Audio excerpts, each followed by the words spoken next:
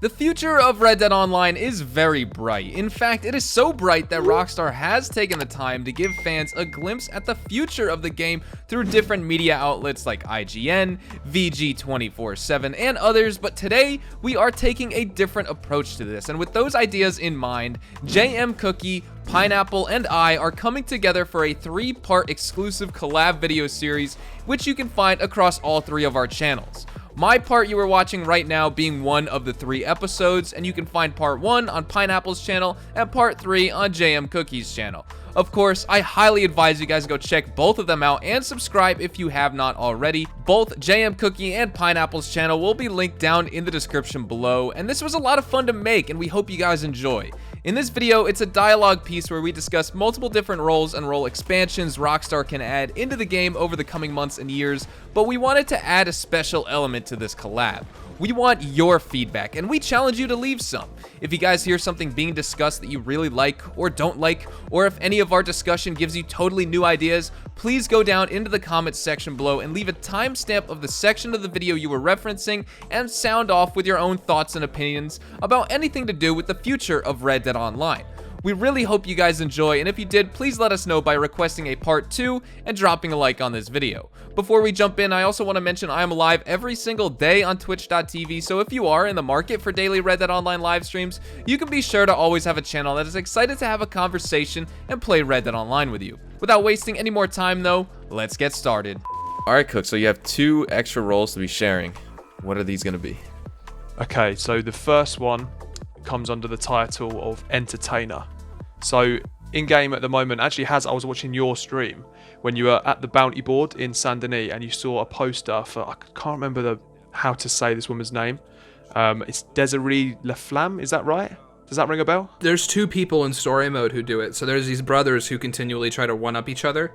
And if you follow their quest line all the way through, they both are in barrels. And they go off the water. So it's a thing in the game. Yeah, so exactly. So this poster basically advertised this amazing feat that this woman was going to do, sticking herself in a barrel and taking it off the edge of the Donna Falls.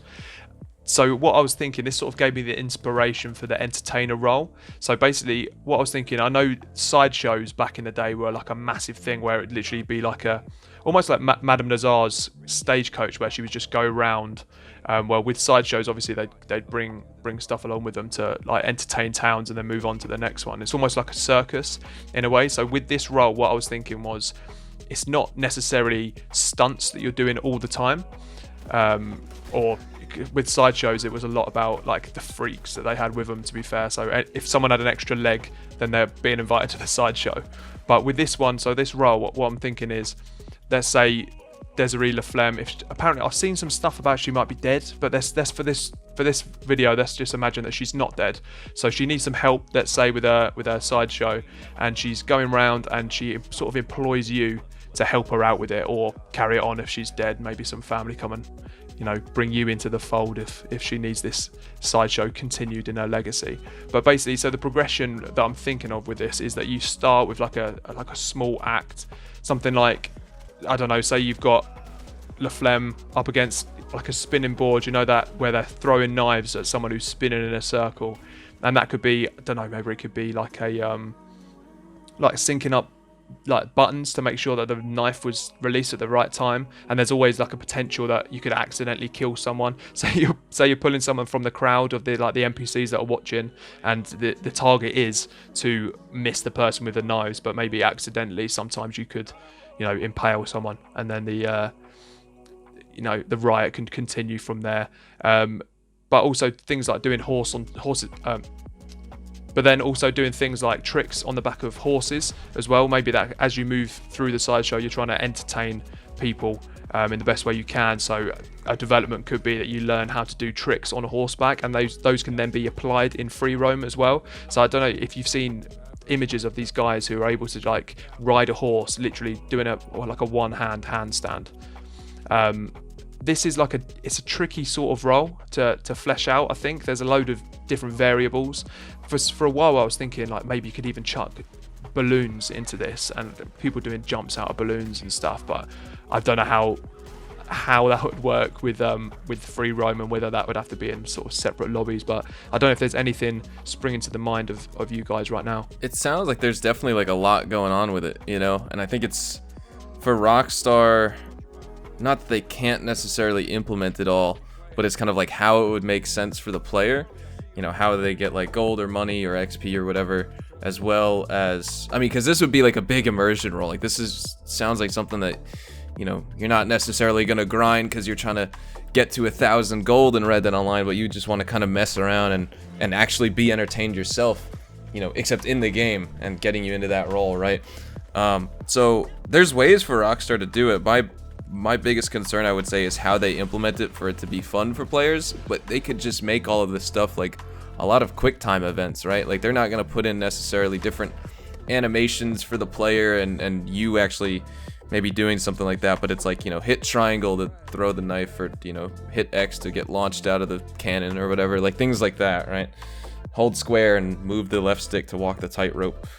A lot of quick time heavy events, but it's just like arcade style activities in Red Dead itself, because right now there's a lot of just like shooting, there's a lot of horseback riding, and it would be cool to kind of just chill, take a step back, and have these, you know, it's almost like an 1897 Western arcade. It's what it's kind of what I'm envisioning in my mind. Right off the cuff, I want to say, like, I think there's a lot of potential here. I do disagree about one thing. I don't think the Desiree LaFlemme lady would be the best. I think Marjorie and Magnifico from story mode, because they are already literally exactly what you're talking about. If you don't know, there's a side mission, essentially a stranger mission it's Van Horn, I think, right? It's either Van Horn or Ansburg, but I'm pretty sure it's Van Horn. And you meet Bertram and Miss Marjorie in a bar, and then she's looking for Magnifico, and you're like, who's Magnifico? And then he turns out to be a really short guy who is a magician, and Bertram is this kind of big, it was a real person in real life, but she's literally one of the acts you can see in Saint Denis. You meet her earlier in the game in a bar, and then she's like, oh, please come to our show, and then you can go to her first show. And then later in the game, you meet her again in Saint Denis, and she's in Saint Denis, but she's quite literally what you were saying. She's got the freaks with her, right? And then that's why I'm having such a hard time trying to find the word for what I want to call Bertram is, because I don't want to be super rude. But if you Google, you'll see what I'm talking about, though. That is what the term was, though, back then. Like I just said freak show. Yeah, quite literally. That was what they called them. Like a sideshow was also known as a freak show sometimes. Yeah, it's literally called the freak show. And yeah, I think, but regardless, I think they could be a really good candidate for it because, again, you know, reinforcing things from story mode. We've talked about that a few times. I think it's going to be a major key in the success of any of these roles. But I think pulling those people in, or even one of them, maybe specifically Magnifico, because they left a little bit of room for him to, he like runs away routinely, right? And so the way that you saw Sean separated from the gang, you could kind of just have one of those actors come in and not have to pay all three or all four to set up this role. Like if what Hazard was saying, it's going to be a kind of shorter, arcadey kind of role. But I think what we need to keep in mind is, like, I think we need that kind of stuff too. You know what I mean? Like, not everything can be this big, fleshed out, super robust role. I think there's got to be some kind of small mini games you can do, and I think this could be like a good opposite to poker, right? So it's like if you want to kind of idly pass time and chill and, like, you know, do something that's fun, that's like attention keeping, but isn't, you know, fighting griefers or whatever, a notoriety system could easily be implemented, and then you're just going around doing probably, let's face it, the same 15 mini games at a bunch of different places. Ooh, sorry. But once you've completed those mini games, you can go ahead and, like, get a discount in that town, right? Like, it's for probably not a large discount, but the same way you got a discount for having a high honor. If they're not implementing something like that, if you've gone around and, like, if you've never killed somebody and you've done 100 of those knife throwing things, you should have a 5% discount with the gunsmith, because people are going to be like, oh my God, you're the guy, right? And I think something that could be an answer to also what Hazard was saying, as far as like there needs to be some sort of reward for the player there. I think it's much more realistic to assume that fame is the reward from being an entertainer, not so much like a monetary real boost. Because I mean, I'm sure both you guys could speak to this.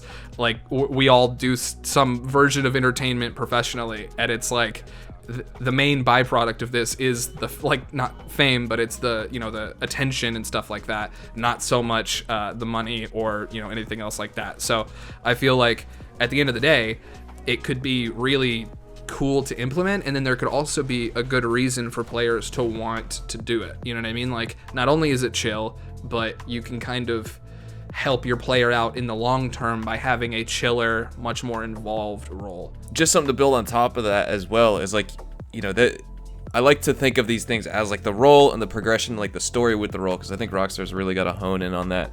But again, like Pineapple was saying, was having just something that's attention keeping. It's more arcadey, it's more mini games, and this is a perfect opportunity for Rockstar to add the rest of the mini games from the story that they haven't necessarily added from the online. Horseshoes, 5-finger fillet, dominoes as well, that was in the story.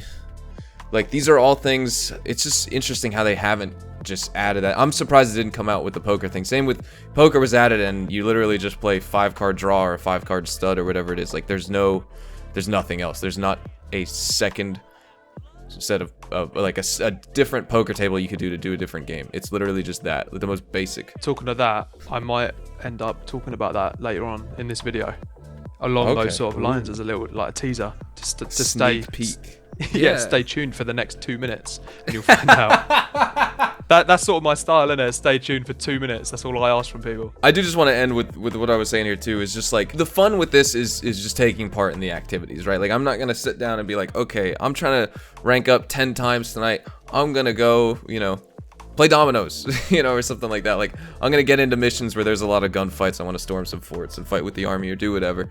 But having this is going to bring you into the game more. Rockstar keeps talking about immersion and roleplay and things like that, but they still so far have erred on the side of simple GTA fetch quests with everything. And if they're talking about roleplay and they keep using that word, they need to really dig in with these roles. And having something like this is an example of them digging in like that. It's almost necessary for the game for something. If it's this or something else, it's like having this level of detail in a role. It's complex, and off the top of my head, it's not something that I think Rockstar can add tomorrow or in a couple months, but if they can really just focus on it and they'll come up with a way to implement it and make it work, right? I think it's having those activities. Yeah. I mean, but think about it. They built these theaters and they're useless right now. Like they're still in online, the tents are still there, the signs are still out front. You can walk in the front room and that's it. And so like I think the idea of doing something with those is not going to go away. The same way, like, we're talking about, I think the main things with all these ideas across these different videos is like taking things that exist that are really underutilized, or ideas that exist and are really undercapitalized on, and then really doubling down on them. I think that's kind of what these 3 videos are all about. Like, for example, you said earlier, there's a poster of Desiree Laflemme, and I really hope we're saying her name right, and then there's also, Marjorie and Magnifico in story mode, and all these theaters already exist. Like, these are things that are in the game. Rockstar wouldn't have to put too much, they'd have to put effort in, obviously, they're adding on to a game, but they wouldn't be overly difficult, I don't think, to expand on these things. And I think the idea of building on stuff that's already in the game and having that influence what future roles we get, I think that's key. And that nicely leads me on to my next idea for a role. And the title of this one is The Gambler. So the Gambler role, essentially what I'm thinking with this one is that it plays on the fact we've now got poker in the game, obviously, as you know. We mentioned dominoes earlier in the video. So basically a professional gambler. This is where potentially I'm thinking we can maybe see riverboats brought into the game. We've obviously got rivers right now in the game. I'm not talking about the small ones, but I'm talking about putting a riverboat on one of, maybe in Saint Denis, for example, at the port. Like we had that in story mode in that mission. what was that? I can't remember the name, the target of that mission now, wasn't it? It was like an assassination or something. Are you talking about the boat mission where you go out on the boat and you like have to kill the guy that you're playing cards with? Yeah, and you're actually on like a riverboat casino, aren't you? Basically, it's taking elements of that from story mode, the things we've already seen before, they've already been modeled for the game, and lifting them and taking them into online for this role. So I'm thinking maybe if you're a professional gambler, then you're going to be playing things like poker, you can imagine. If you're on a riverboat, then there's going to obviously be other games in there, and that's where we could bring in stuff like roulette and blackjack and that sort of thing into online. So you could potentially get some investments from like rich businessmen, like that could tie in with, I remember in Pineapple's video we mentioned a role that would be a bit flush, you know, there'd be quite a wealthy role. Maybe you could get some investments from those other roles, and that's where those could tie in together. And at the same time, you could get in trouble with some of the other roles. I mean, I really think that's a good idea, though. I think, you know, taking these other roles and making them kind of not so much exactly in the way checks and balances works in the US government, but like kinda like if you do something in one role that is against the morality or against the people that you're involved with in another role, I think it would be really cool if there was some kind of repercussions, or in a positive way. You know, if you're really flush, like you were saying, from, you know, running, you know, whatever this business might be that we covered in my video, you can go ahead and spend that money however you see fit, whether that be, you know, on some of the other stuff we've mentioned in both other videos actually, or if it's something related to one of the things we just talked about. I think it's not absurd at all to think that these are gonna intersect, because they're meant to be played in tandem, right? You're able to have a bounty on the back of your horse, be riding, drop off a pelt, and then go grab like some collectibles on your way from doing whatever it is you're doing. And I think that is built in purposefully. So to think that they would do that going forward, but in more, you know, cooler and complex ways, I mean, granted, if you look at GTA, it doesn't seem like it's going to happen, but the way that Rockstar is talking about Red Dead Online is vastly different from how they ever spoke about GTA. And so I don't think it's absurd to expect it in that respect. Yeah, and I think kind of going off of this stuff too, it's interesting because initially, like, with this whole thing so far, until hearing this second role, I was like, okay, this is going to be like a big, just entertainment type of expansions, right? And this is cool because this can be, you know, the gambling, and then you have other entertainment mini games that we've talked about at the beginning of this video.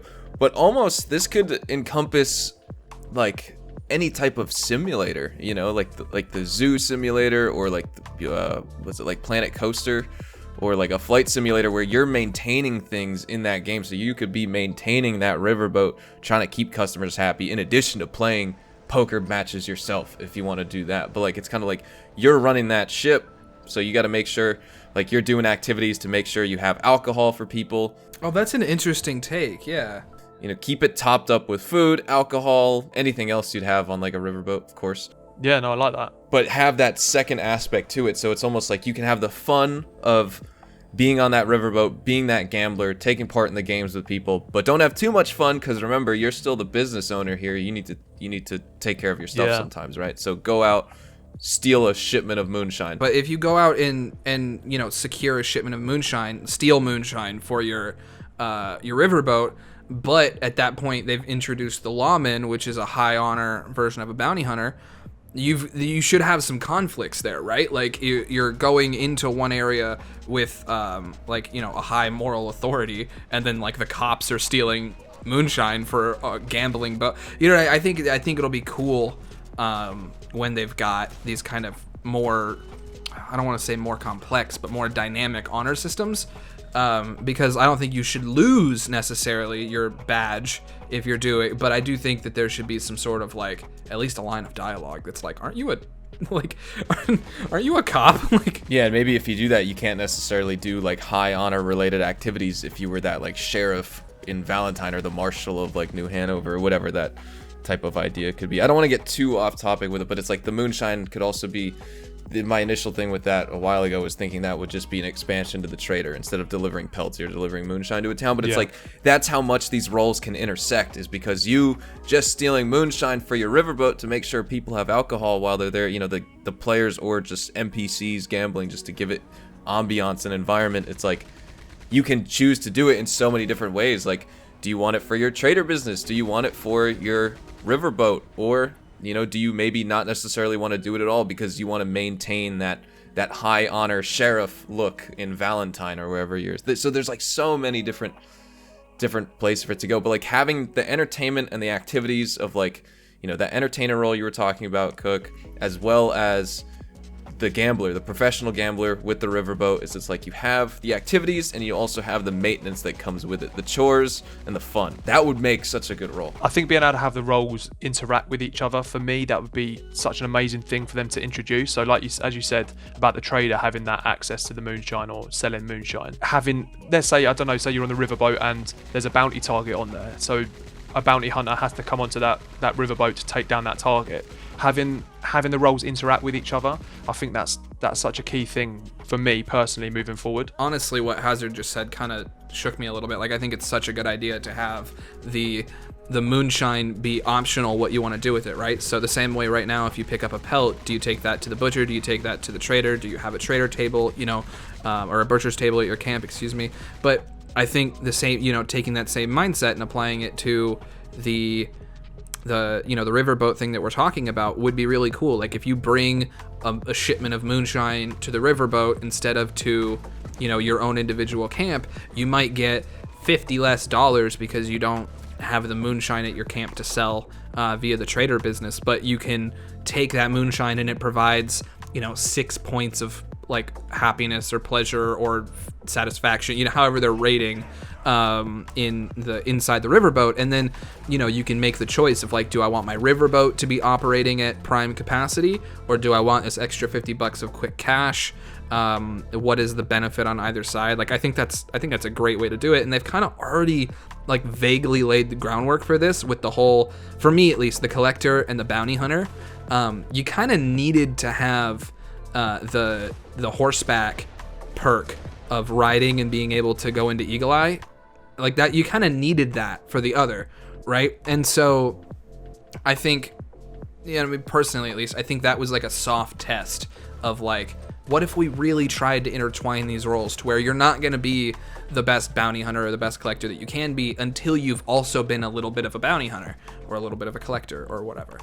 So that is everything here that is up on deck for this video and what we think should be added in future updates to Red Dead Online. I think all of us are really looking forward to more amazing DLC content for Red Dead, and we will see where it all goes, and I will be sure to keep you guys up to date. But hopefully you enjoyed the video nonetheless. Let me know your thoughts in the comments down below. Did you find anything in this episode particularly interesting or intriguing? We would love your feedback. Whatever it is, feel free to let me know your thoughts in the comments down below. And also, be sure to check out and subscribe to both JmCooKie and Pineapple. If you enjoyed this style of video, you can find parts 1 and 3 of this video series on both of their channels. I will leave the links down in the description below, and we would love to keep this going, so please let us know what other topics you would like us to discuss. And going forward, we really want to get you guys involved with future episodes of the series as well. With that said, hopefully you enjoyed the video. Make sure to drop a like down below, and of course, if you are new to the channel, make sure you subscribe so you don't miss a single thing regarding all things Red Dead Online and Red Dead Redemption 2. I got you covered with the best of updates, news, information, tips, tricks, leaks, and all of that good stuff, and also Grand Theft Auto Online and The Last of Us Part 2 content. Can't forget about those. If you guys want to follow me on Twitter, Twitch, and Instagram to also get connected with me outside of YouTube, you can follow me at HazardousHDTV, and all of those links can be found in the description down below. Thank you guys all so much for watching, and I will see you guys in the next Red Dead Online video. Adios, amigos.